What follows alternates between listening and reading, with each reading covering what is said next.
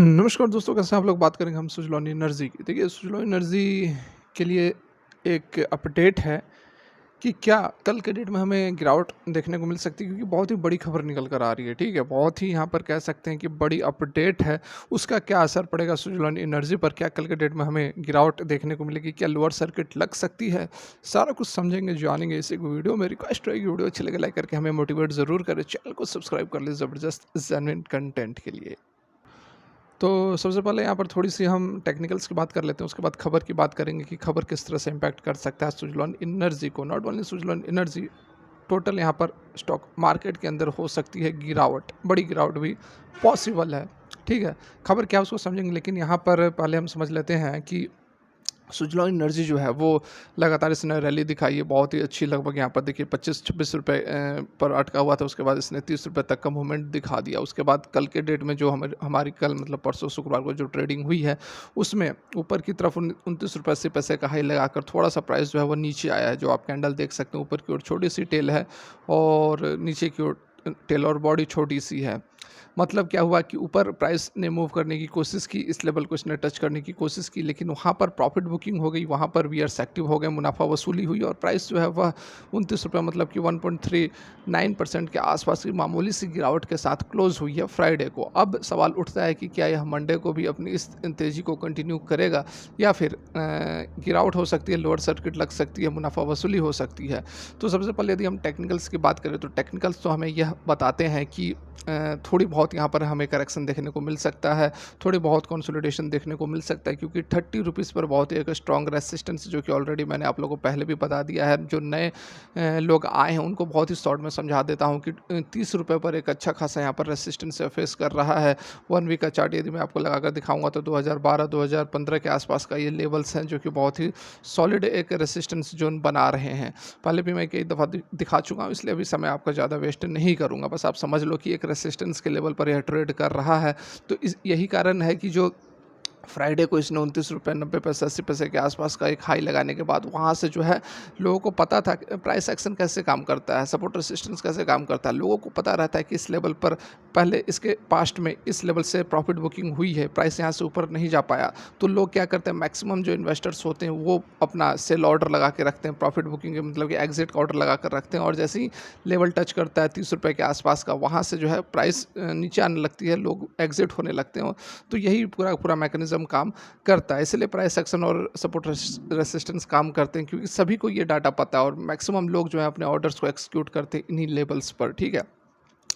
तो टेक्निकल्स और support and resistance के बेसिस पर तो हमें लग रहा है कि थोड़ी बहुत यहाँ पर कंसोलिडेशन हो सकती है, थोड़ी बहुत गिरावट हो सकती है। 30 रुपये को पार करने में थोड़ी इसको समस्या हो सकती है। अब अगर ये 30 रुपये को पार कर देता है तो ऊपर की ओर जो रैली रहेगी वो रहने वाली है अराउंड 33 से 34 रुपये तक का जो है मूवमेंट हमें सुज़लॉन एनर्जी के अंदर फिर से आसानी से देखने को मिल सकता है। लेकिन सवाल यह है कि यह 30 रुपये के लेवल को कब क्रॉस आउट करेगा। नो डाउट कंपनी बहुत स्टेबल हो चुकी है, डेब्ट को अपना काफ़ी कम मतलब ऑलमोस्ट ख़त्म कर चुकी है।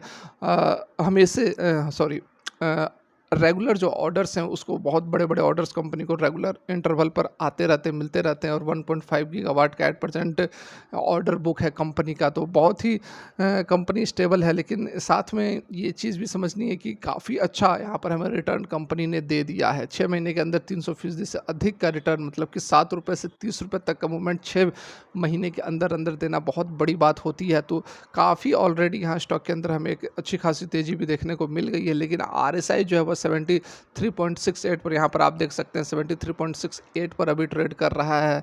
तो ये ओवरबाउट रीजन में तो है, 70 से ऊपर चला जाता है तो ओवरबाउट रीजन में चला जाता है, लेकिन अभी बहुत ज़्यादा ओवरबाउट रीजन में नहीं है। तो इस कारण से आरएसआई तो हमें बता रहा है कि ठीक, अभी भी कुछ मूवमेंट ऊपर की ओर बन सकती है, लेकिन सपोर्ट रेसिस्टेंस बता रहा है कि 30 रुपये पर एक रेसिस्टेंस का जोन बन रहा है। यहाँ पर देखिए कुछ और जो एनालिसिस निकल कर आते हैं उसके बेसिस पर क्या कुछ बताया गया है। यहाँ पर देखिए ये इनकी एनालिसिस के अकॉर्डिंग, ये वॉल स्ट्रीट का एक एनालिसिस आता है, यहाँ पर देख सकते हैं, ठीक है, सिंपली वॉल स्ट्रीट का।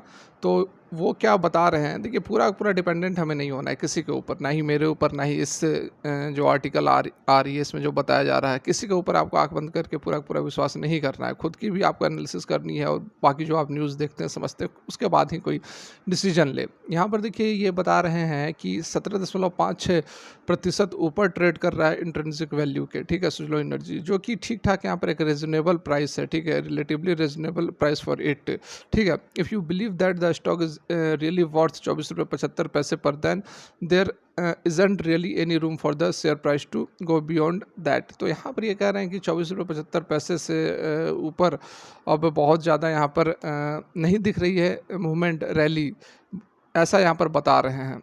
Is there any opportunity to buy low in the future, फिर फ्यूचर की बात कर रहे हैं कि क्या फ्यूचर में ख़रीदा जा सकता है। तो कोई गिरावट होती है तो हाँ चांसेस बनते हैं बाई करने के, लेकिन फ्यूचर में, ठीक है। फर्दर यहाँ पर देखिए क्या what kind of growth will Suzlon energy generate, तो उसके साथ में यहाँ पर देखिए बहुत अच्छी बातें भी हैं, जैसा कि मैं आपको बताते आया हूँ कि सुजलॉन एनर्जी इनकी जो अर्निंग्स है आने वाले कुछ साल के अंदर डबल होने की उम्मीद है, ठीक है, जो कि काफ़ी यहाँ पर ऑप्टिमिस्टिक फ्यूचर को बताता है। There should lead to strong cash flow feeding into a higher share value, ठीक है, साथ में ये भी बात यहाँ पर बताई जा रही है। ओके, तो ये तो कुछ एनालिसिस हो गई पर्सनल, लेकिन जो सबसे बड़ी खबर निकल कर आ रही है जो कि इम्पैक्ट कर सकती है कल के डेट में, टेक्निकल वैक्निकल तो कोई काम नहीं करेगा यदि कोई न्यूज़ निकल कर आ जाती है नेगेटिव न्यूज़, जैसा कि यह न्यूज़ निकल कर आ रही है। इजराइल और हमास के बीच में वार की, बिल्कुल वार की सिचुएशन आ गई है। सबसे पहले हमास ने अटैक किया था इजराइल पर और उसमें लगभग 40 लोगों की मारे जाने की बात की जा रही है। उसके बाद जब इजराइल ने रिटेलिएट किया हमास पर, गाजा पट्टी पर, तो उसमें यहाँ पर देखिए बताया गया कि लगभग 198 मिलिटेंट या फिर लोग जो भी कहो आप, उनकी मौतें हुई हैं, ठीक है, 198 लोगों की मौतें हुई हैं और लगभग 1600 लोग जो हैं वह घायल हुए हैं। तो ये देखिए बहुत यहाँ पर पहला इतना बड़ा जो अटैक किया गया है इजराइल पर हमास की तरफ से, गाजा पट्टी की तरफ से पहला इतना बड़ा अटैक किया गया है इस साल के अंदर अंदर। यहाँ पर आप देख सकते हैं कि the ruling Hamas militant group in Gaza strip launch the biggest attack on Israel in year on Saturday, killing at least 40 and wounded hundreds, ठीक है, 40 लोगों की मौतें हुई है और बहुत सारे लोग घायल हुए हैं। उसके बाद इजराइल ने जब रिटेलिएट किया तो उसमें लगभग यहाँ पर बताया जा रहा है कि 198 के आसपास लोगों की मौतें हुई हैं, ठीक है। यहाँ देखिए 198 लोगों की मौतें हुई हैं और 1610 लोग घायल हुए हैं, ठीक है, ये सारा मामला चल रहा है। उसके बाद यूएस भी इसके अंदर एंट्री लेता है और इजराइल ने जब मदद मांगी यूएस से, तो यूएस प्रेसिडेंट जॉन बिडेन जो है उन्होंने भी कहा कि हाँ हम आपके साथ हैं, आपका सपोर्ट कर रहे हैं, यदि आपके पर कोई अटैक करता है तो हम आपके साथ हैं, आपके साथ खड़े हैं। और जो इजराइल के प्रेसिडेंट हैं नेतन्याहू, उन्होंने बिल्कुल वार की सिचुएशन को, इसको वार घोषित कर दिया है, ठीक है। यहाँ पर आप फर्दर डिटेल्स देख सकते हैं। The Israel prime minister Benjamin Netanyahu, उन्होंने फ़ोन पर बात किया यूएस प्रेसिडेंट जो बिडेन से, तो उन्होंने क्या कहा कि Netanyahu emphasizes that the US stands alongside Israel and fully support Israel's right to self defence, Netanyahu office ने बताया, ठीक है। तो यहाँ पर यूएस भी जो है बिल्कुल यहाँ पर सपोर्ट करता हुआ नज़र आ रहा है इजराइल को। तो ये जो है बहुत ही बड़ा एक वार सिचुएशन बनता हुआ नज़र आ रहा है, आगे किस तरह की स्थिति होती है, लेकिन ये सैटरडे को ही यह वार इनिशिएट हुआ है और आज जो है इजराइल रिटेलिएट कर रहा है। तो अब मंडे को मार्केट ओपन होगा तो इसका एक निगेटिव इम्पैक्ट हमें देखने को मिल सकता है। यदि गिरावट होती है तो फिर सुजलॉन एनर्जी जैसे स्टॉक्स भी अछूते नहीं रहेंगे। हो सकता है कि कल के डेट में इस वार का यदि इम्पैक्ट होता है तो सुजलॉन एनर्जी के अंदर भी हमें गिरावट देखने को मिल सकती है, क्योंकि वार की स्थिति थोड़ी सी यहाँ पर खतरनाक सी नज़र आ रही है, क्योंकि इनकी लड़ाई बहुत ही पुरानी है और इस बार जो है साल का सबसे बड़ा अटैक किया गया है फ़िलिस्तीन या फिर हमास की तरफ से, आप कह सकते हैं इजराइल के ऊपर। तो फिलहाल के लिए वीडियो यहीं तक अच्छी लगी हो तो लाइक करें। Thanks for watching, have a good day.